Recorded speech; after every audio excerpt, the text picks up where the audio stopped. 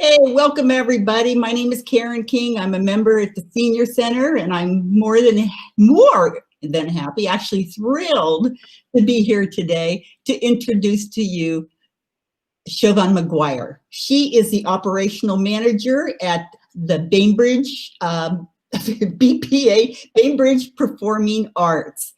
I forgot what BPA meant there for a minute. Whoa. Senior moment. Anyhow, I just want to let you know that Siobhán was raised in Dublin, Ireland, and she attended Trinity College and studied theater and production management there. And she's been a professional theater practitioner for over 20 years and has wealth of experience as a producer and a venue manager. I like that. Mastermind. She's a master. And before we go on, I said, there is a video of her on Facebook. Unfortunately, I could not get it to play here, but everybody loves Siobhán's voice and her beautiful Irish accent. And so they said, she could read the phone book and we would listen. And so if you go to Facebook and write Siobhán Maguire reads phone book, you'll find it and you'll be able to listen to her any time of the day, 24/7. Listen to her read the phone book. So that was a delight to me. And I mostly did it, I told her, because I needed to know how to pronounce her name. As you can see, it's spelled as Siobhan. And I like, how do we say that? But it's Siobhán. So a beautiful, beautiful name. So anyhow, so to get started, Siobhán, I'd like to ask you, what do you do as an operational master? I keep wanting to say master at the Bainbridge Performing Arts. I am the mastermind behind everything. No. So operations, good morning to everybody, first of all, and it's lovely to see so many familiar faces and some people that I don't know. As Karen said, my name is Siobhán Maguire, and Siobhán is just a very fancy name for Jean or Joan. It's just the Irish version of it. And I think what throws everybody off is that BH in the middle. So I answered, people don't, in Ireland, it is a really normal, just everyday run of the mill name and everybody knows it. And once I came to America, I realized that it was a bit odd. So I answer to any version of it. And I totally forgive and understand that nobody can say it properly, but it's Siobhán. Anyway, so I am the operations manager for BPA. And that means that I do a whole lot of lots of different things. I am jack of all trades and master of none. I am in charge of season tickets and all sorts of, anytime there's a rental that comes into the building, I help deal with that. I deal with the mundane issues of toilet paper and concessions, life and health insurance, building maintenance, making sure that the website is up to date, all sorts of bits. So I'm kind of nearly like, a lot of information comes into me and then I can figure out where to send it to, whether or not it needs to go to Deirdre Hadlock, our production manager, or to Dominique, or who really needs to deal with whatever it is that the community is looking for. I'm at BPA a lot. I'm actually just in the building there. So people call in and see me, and people bring in treasures that they have at home, props or costumes and stuff. And so I get to do all manner of things, and it's really fun. I really, really enjoy it. That's wonderful. Mostly she has to put up with us volunteers, though. It's one of my favorite things. So I get to hang out with Sheila and all sorts of other wonderful people and get to know them a little bit. And like BPA is, for the community. It's run by the community members. All the people who are on stage that are performing are volunteers. All of the people who help us take tickets and stuff are volunteers. So it really is, that's one of the most fun parts of my job, is just getting to hang out with all of these wonderful people on Bainbridge and,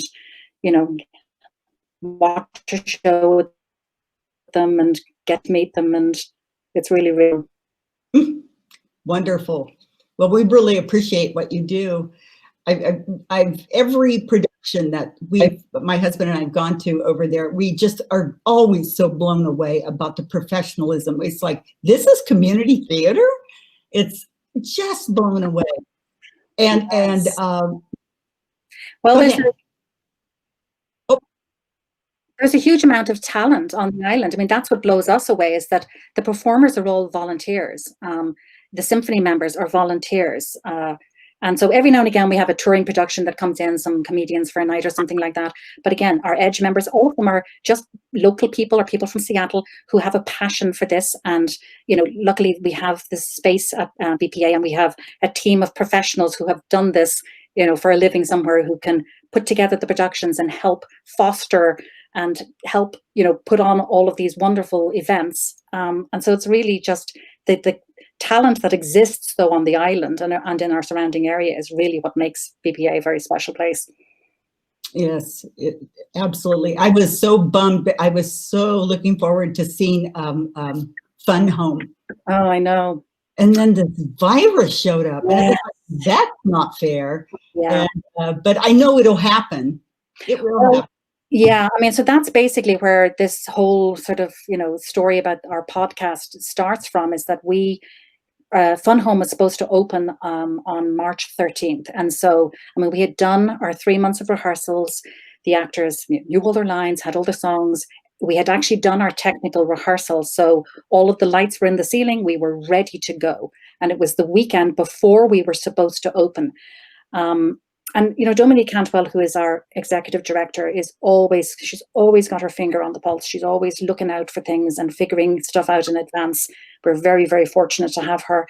And she'd been sort of watching what was happening in Europe and kept sort of saying, you know, there's this virus and we'll have to keep our eye on it. And I'm not saying anything now, but like, we really need to kind of be mindful of it, especially because, you know, we have volunteer performers and all of our patrons who come, and we're a community venue. We want to make sure that our performers and all of the audience members are safe. And if they're not going to be safe, or if we're concerned that maybe there's somebody that, you know, wouldn't be safe, that we shouldn't be proceeding. So we actually decided, Dominique went to the board and they made a decision early, a week before Governor Inslee came out and told us all to stay at home, that we would actually just pause, that we would stop and not proceed with opening Fun Home, which was, you know, devastating for the cast. They'd been rehearsing for 3 months, very upsetting for all of our season ticket holders and everyone who had tickets for it. But we were like, no, we're just going to put it on pause. We are not cancelling. We're just going to hold on. And we really did believe at the time that it would be, you know, maybe 3 weeks, a month. We were very optimistic in those early days.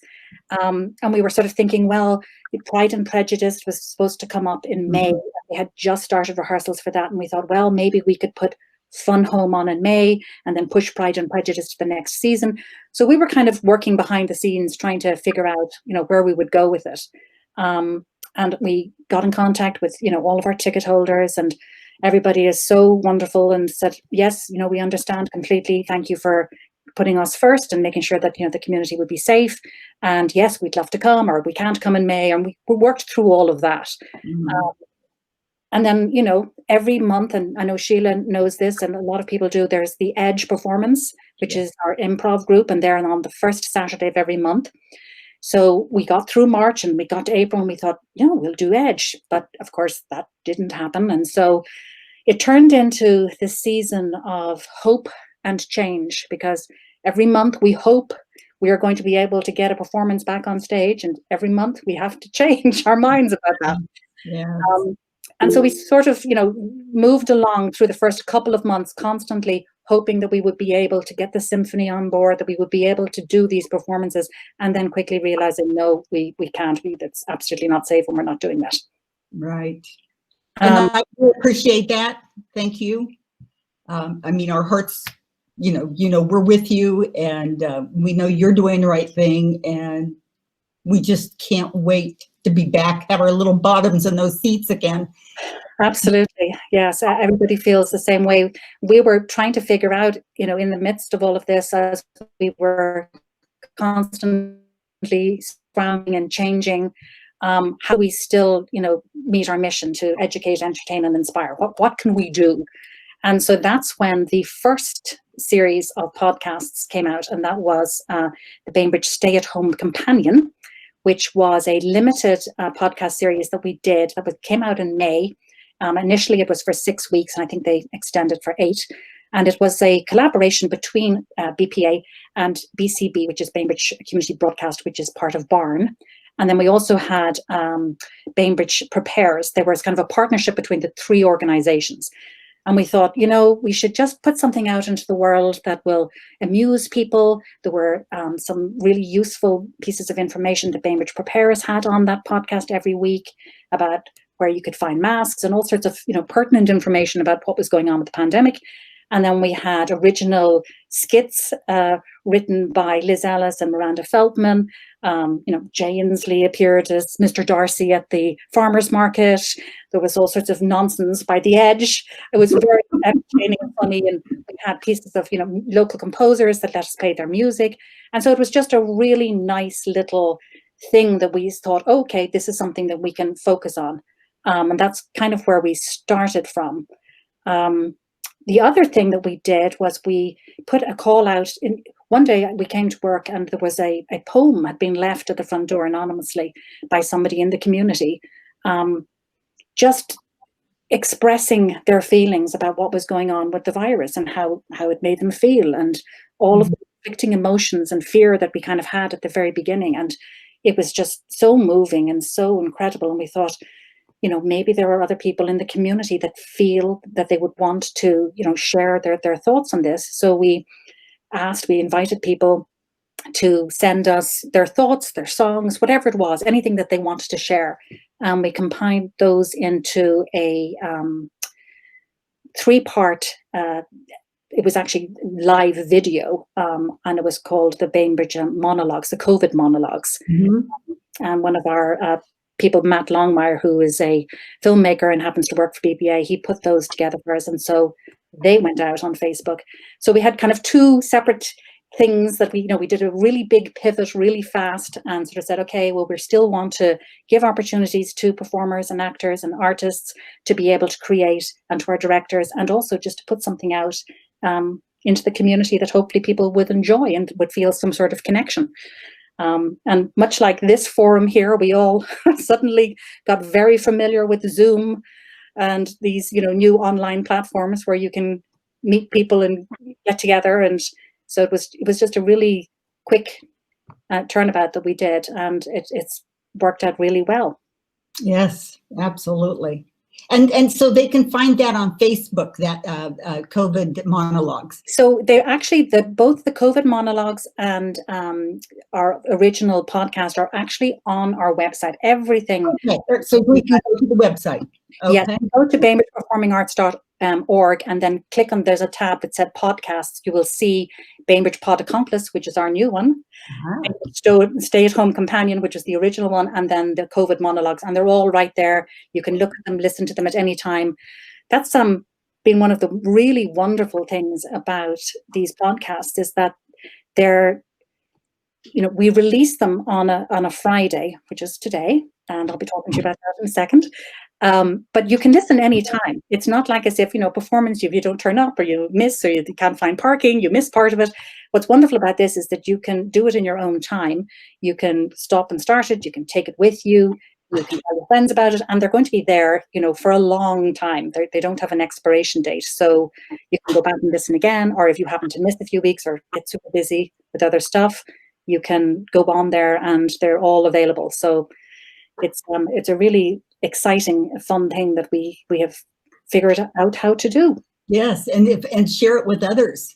Exactly. And watch them over and over again. Exactly. And really wanted me to say, Reed Price is here, our director. He says we'll be getting a visit from the Edge next week during our fundraiser. Fantastic. Yes. And so, Reed, did you want to say anything about our fundraiser next week since you are here? Please. Sure. So we're doing a 2-week fun and fundraiser. We've got some videos from people like The Edge and Ranger and the Rearrangers, and some other videos that just talk about the Senior Center. And the first week is going to be just a series of daily emails, which include a trivia question every day, which if you want to respond, you can get a chance to get a gift certificate to the Waterfront Thrift. So we'll be doing a drawing every day for that and encouraging people to support the center through One Call for All or sending us a check. And then the following week, we're going to give you a chance to spend those gift certificates, because in addition to the daily email, we're going to have a physically distanced, socially safe, mostly on the patio, mini jumble sale with furniture and fine housewares from Waterfront Thrift. So that'll be 10 to 1 from October 5th through October 9th. So anybody who's a member will get the 10 emails. And if you have friends who are not members but would like to follow along, you can get a link from our website or from our emails. It's a short bit.ly link that will let you sign up for the series, the 10 emails. You can also get it on Facebook and Nextdoor and anywhere I can think to put it. And I am so impressed with the work that BPA has done to try to make and remake. I really understand how much, I personally understand how much work this is to try to figure out what ways to connect and, in your case, try to keep the creative juices flowing in our community. I hope that you've been getting good response to the podcasts that you have been doing, and I hope that this is going to be a good way to get us through this difficult time. Thank you, Reed. Yes. And so speaking of Pod Accomplice, yes, I would like to play a little video about it. Hello to all of you out there in the wide world. Ratty here.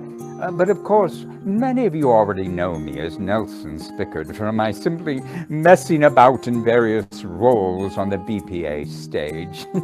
But I hope many of you will come to know me as Ratty in our upcoming 2-part performance of The Wind in the Willows. Before you get to the performance, I would like to share some advice on how you can tune in to enjoy BPA's exciting new season. Allow me to be your accomplice as you start your acoustic journey. This fall, BPA is taking its programming into the audio realm in the form of podcasts. Many devices, such as your smartphone or tablet, already have a podcast app native on them. But of course, you can find many more options available for free at the App Store. When you are ready, find and pull up your chosen app. Then find Bainbridge Pod Accomplice. There you will find the theater's broadcast feed, where new episodes will be published every Friday. Subscribe to have the latest episodes automatically downloaded to your device. Published episodes of the Bainbridge Pod Accomplice will also be available at our website, bainbridgeperformingarts.org/podcasts. It's fairly simple, unless your name is Toad. It's fairly simple. Well, I suppose Mole with his vision might have a problem, or Badger with his social media aversion. But for you clever and capable human beings, it should be fairly simple. Open the podcast app, find Bainbridge Pod Accomplice, subscribe, and enjoy. Let me add that we have found the key to enjoying Bainbridge Pod Accomplice to its fullest is listening to the podcast with friends and family. Connecting to a speaker or Bluetooth device will create the experience of listening to a live radio show. In conclusion, dear listeners, pull up your favorite chair and settle yourselves in, and please enjoy Bainbridge Pod Accomplice.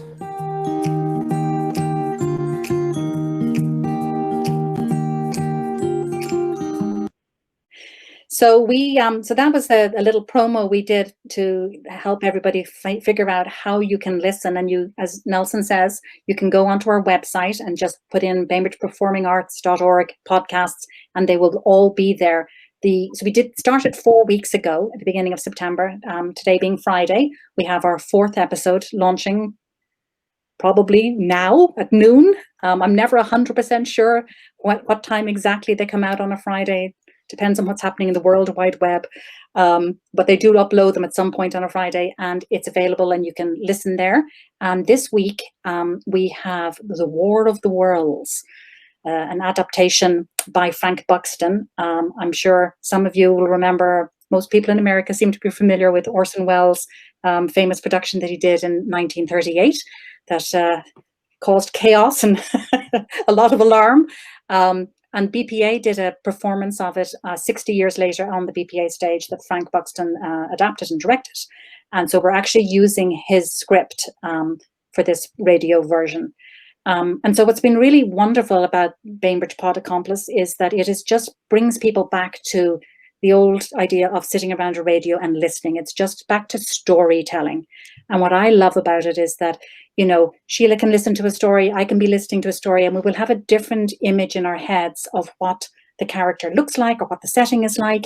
So we decided to go that route instead of doing Zoom performances where you actually see the actor in front of you. But there's something a little distracting about that for me. So we just love the idea of sitting and listening and being able to create the images in your own head. So as I said, this is our 4th week. We started off with Jessie Smith's Hands Up, Don't Shoot, which is a hip opera. And then we had Wind in the Willows, Part 1 and Part 2. And as I said, today we have The War of the Worlds, which is directed by Kate Myers, formerly Kate Carruthers, who a lot of people know. Lots of Bainbridge talent in it. John Ellis, Eric Van Busekom, Matt Hadlock, or not Matt Hadlock, Matt Longmire. Matt Hadlock is actually our engineer, our sound engineer, who is just phenomenal. We would not be able to do these podcasts at all without Matt's talents. Normally, anybody who comes to BPA will know Matt. He sits in the back of the auditorium and does all the sound mixing for the mics that are on stage.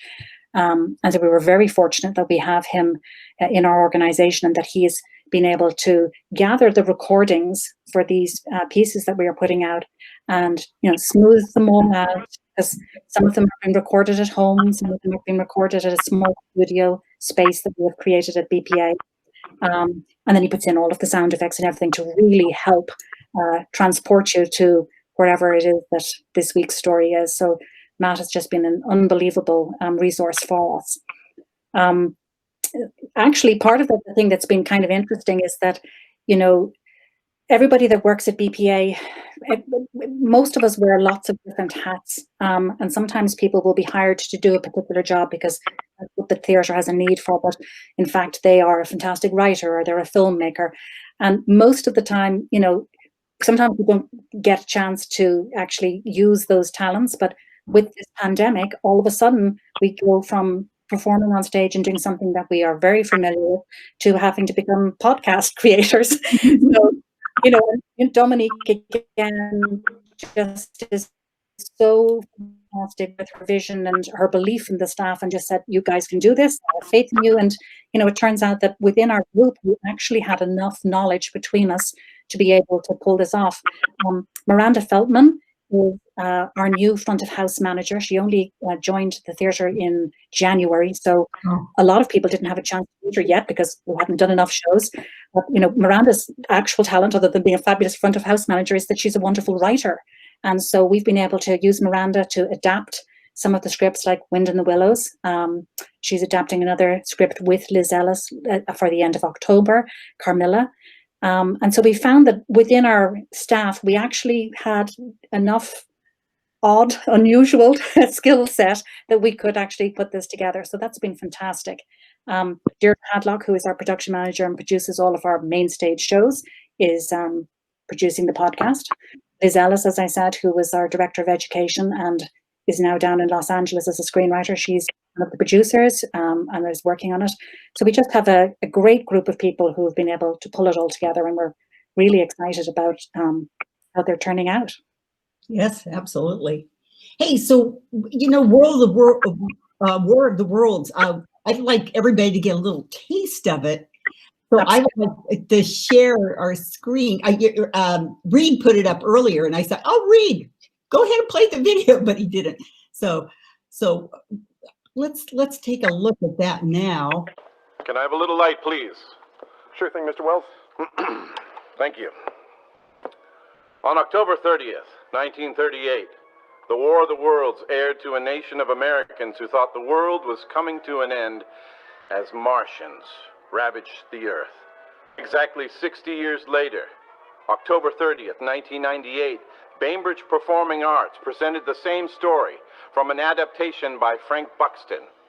And on September 25th, you'll have a chance to listen to Frank's adaptation as directed by Kate Myers and recorded for BPA's new podcast, The Bainbridge Pod Accomplice. Visit BainbridgePerformingArts.org/podcast for more information and to subscribe for new episodes every Friday. Also, be sure to tune in on Sunday the 27th for a special bonus episode where we discuss the show, its history, and how we may be living in our own version of the War of the Worlds.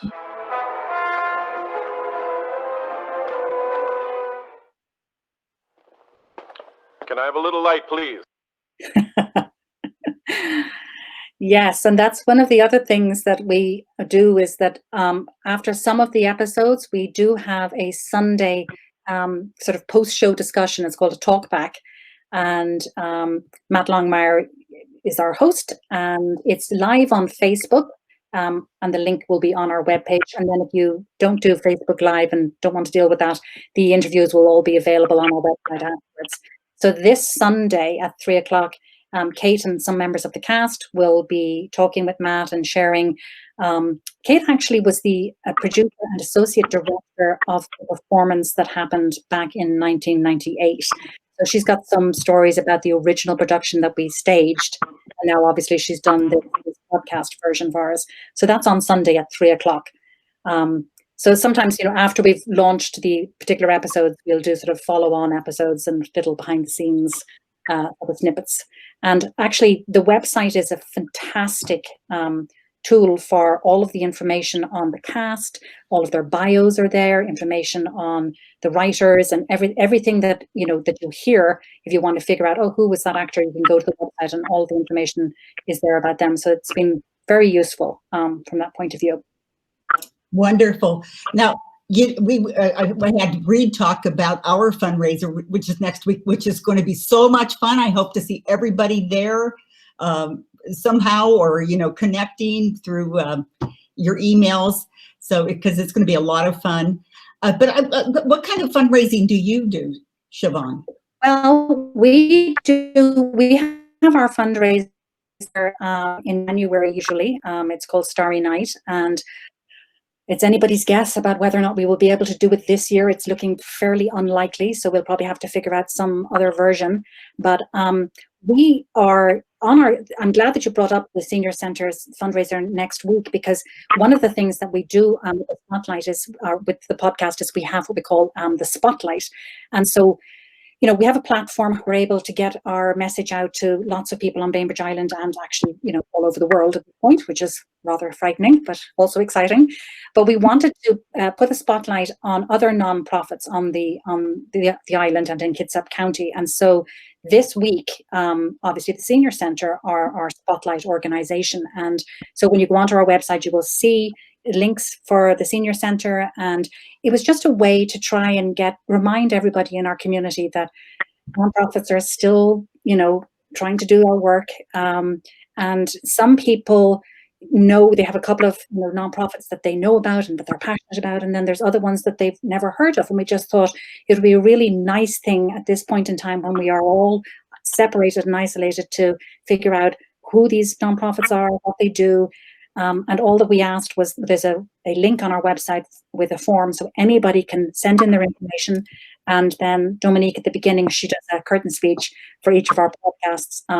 We'll talk about them, introduce them. And if, for example, like with the Senior Centre, there is an event coming up, she'll say, you know, we're putting a spotlight this week on the Senior Centre because their event is happening and you can get to their site from our website. And so we're just trying to be a link for all of the other nonprofits, for all the fabulous work that is done on this island. So we received an awful lot of forms, but if anybody here today or who gets to listen to this knows of somebody or has an organization that they would like us to spotlight, please just send the information my way and we'd be delighted to do this.